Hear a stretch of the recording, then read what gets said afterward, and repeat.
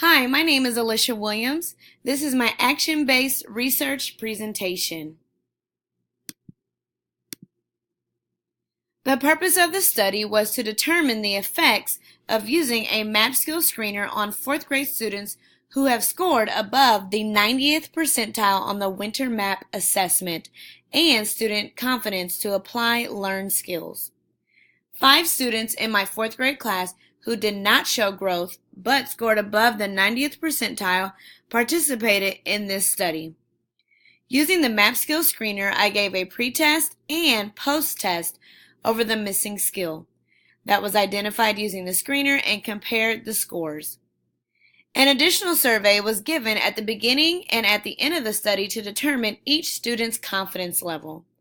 The results of this study showed that using the MAP skill screener as a way to close in on missing skills does, in fact, increase test scores and improve student confidence overall. The design type for the study is one group, pre-test, and post-test.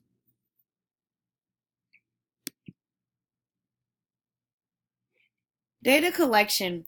The state of Kansas requires a state assessment be given.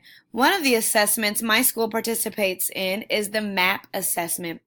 We administer this test 3 times a year, fall, winter, and spring. After analyzing the data, I found that 5 of my 4th grade students were not showing adequate growth or did not show growth at all. I took a closer look at each student's MAP profile and found that these students have missing skills, which could be the reason why they are not showing growth on the assessment. With this in mind, I will be using the MAP Skills Screener website and app to focus in on the missing skills and to provide the students with a pre- and post-test assessment, pre- and post-survey, and I will also be using 5th grade math curriculum through McGraw-Hill My Math to help teach missing skills and to supplement MAP Skills Screener interventions.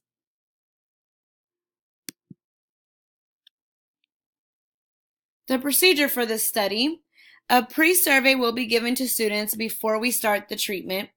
Students' perceptions of learned math skills and instruction will be on the survey.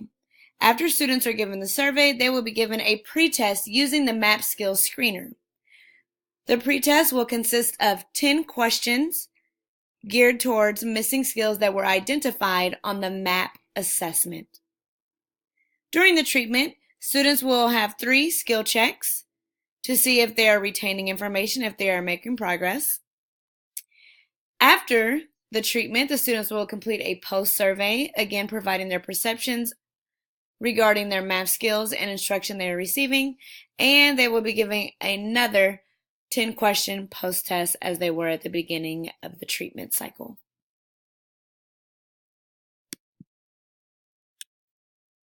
No Child Left Behind did a study on high-achieving students and found that the system is in need of new ways to reach high-performing students and provide them with opportunities to excel beyond the general ed curriculum.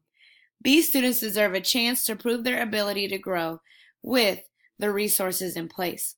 Teachers should provide students with opportunities to approach new math materials at their own rate with teacher guidance.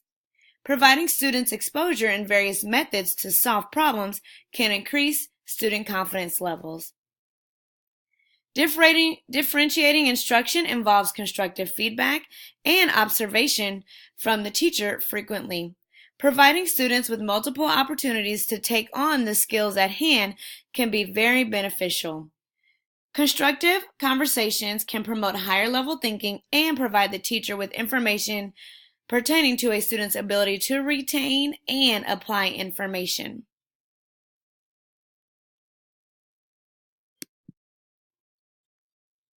Qualitative data is first here. Students were given a pre-survey before the treatment. One of the questions on their test says, on a scale of 1 to 5, how do you feel about your current math skills? The pre-survey, the average score was a 3.83. The post-survey, the average overall score was a 4.60. So students feel much better about their current math skills after receiving treatment. Another question on their pre-survey and post-survey: on a scale of 1 to 5, do you feel you are actively learning new math skills this year? The average overall score on the pre-survey was 3.5, and on the post-survey was 4.60.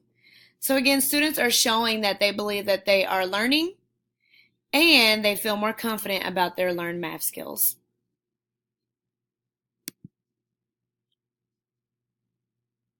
On the survey, I also asked the students, how do they like to receive their instruction? What do they like from their teacher to help them to grow?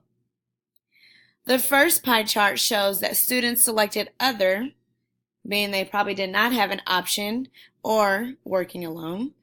The second option was pulling them into a small group. On the post survey, you will notice that more students responded by saying they prefer the teacher to pull them into a small group, and they prefer the teacher to reteach lessons that they do not know. So with this chart, it shows that students are open to change, they are open to small group learning, they are open to reteaching of math skills that they have not learned previously. Quantitative data. As mentioned previously, students were given 10 questions for a pretest to measure their ability to solve the problems. The pretest is shown on the top chart. The students were scored with a letter M, meaning they mastered the skill, or an NW, meaning that they need work. As you can see, all 5 students need work when it comes to adding decimals to the hundreds. 4 out of 5 students need work when it comes to subtracting decimals to the hundreds. Only 1 student had mastered it during the pre-test. The post-test shows that 5 students mastered adding decimals to the hundreds, but only 4 students mastered subtracting decimals to the hundreds. Student number 3 did not make as much growth as his peers due to frequent absences throughout the course of the treatment cycle. Quantitative data. The students were given 3 skill checks throughout the treatment to see if they were retaining information, if they were making progress. The first one shows an average of 30% of the students making progress. The second one shows about 65 to 70% are making progress, and the last one shows that they fully understood and made progress on adding and subtracting decimals to the hundredths place.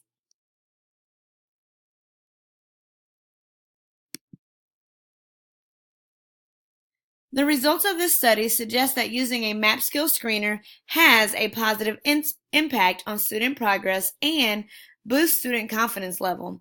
By focusing in on specific skills, students receive small group instruction to learn new skills.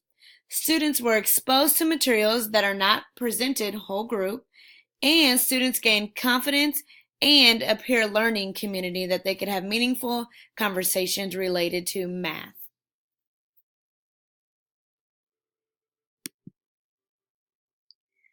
My building is currently working to find instructional strategies that will promote growth for students who have already met their grade level MAP score. Students who perform well are placed in a Tier 1 group and do not receive exposure to higher math skills often. This study suggests that it will be beneficial to classroom teachers who are looking for a plan of action to push high-achieving students. The MAP skill screener can be used to help you guide interventions, and it can increase exposure to higher level math skills. In the future, I hope to share this information with building administrators and grade level TLT weekly meetings. One thing our building will need is more time to implement interventions for high-achieving students, because typically high-achieving students go under the radar and we do not provide them with as much time as we do Tier 3 students. Tier 1 students still need exposure, small group learning, and different opportunities to help promote the growth of their math skills.